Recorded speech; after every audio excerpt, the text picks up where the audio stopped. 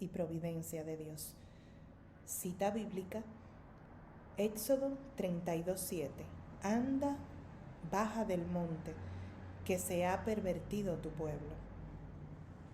El éxodo puede interrumpirse, dice el Papa Francisco. Acontece cuando el pueblo deja de peregrinar en esperanza para rematar justamente contra Dios y contra el instrumento que Él ha elegido para guiarlo.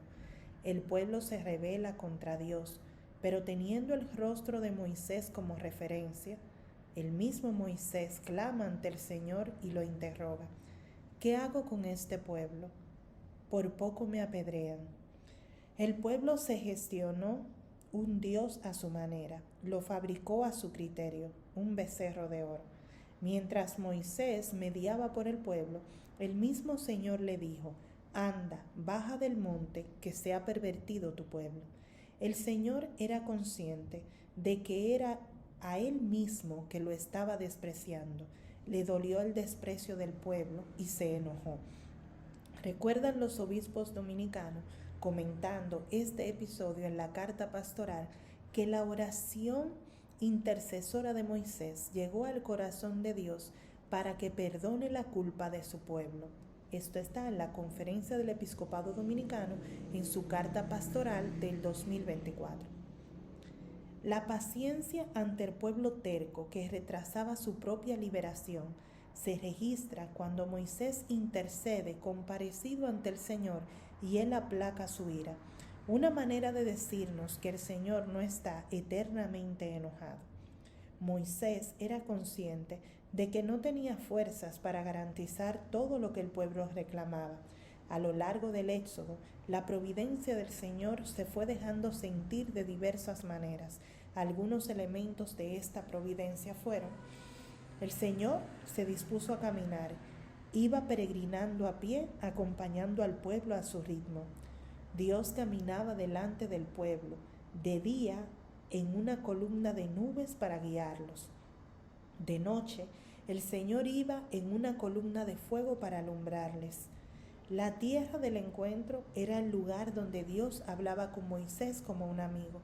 La serpiente de bronce nos hace pensar que Dios con la mirada reconstruye lo que le pertenece y el pueblo en su propiedad. Hizo brotar agua abundante de la roca, y bebieron las personas y las bestias. Encontraron manantiales y palmeras para acampar. El Señor les dio carne y pan en abundancia. Les providenció tanta carne hasta provocarles vómitos de tanto comer. Sin embargo, el pueblo seguirá murmurando porque en Egipto tenía comida variada y ahora es presa. Se nos quita el apetito de no ver más que maná. Dijo que el pan insípido le daba náuseas. Así agredió al pueblo la providencia de Dios. La llamada a la libertad madura durante el camino. Israel en el desierto lleva a Egipto dentro de sí. Meditación personal. La oración es como el cauce barredero en el cual el agua va ahondando la tierra y se hace más profundo, hasta que se va haciendo un gran cauce, un inmenso cauce, el inmensísimo cauce que llega hasta la salida al mar en la libertad. Fernando Rielo. La peregrinación por el desierto es tiempo de lucha y de purificación. Es necesaria la experiencia del vacío para llenarnos, no de carne caduca, sino, como dice el salmista, de pan de ángeles. En ese sentido, el desierto no solo muestra ser un lugar de sacrificio, sino de encuentro profundo con Dios y de consecuente conversión.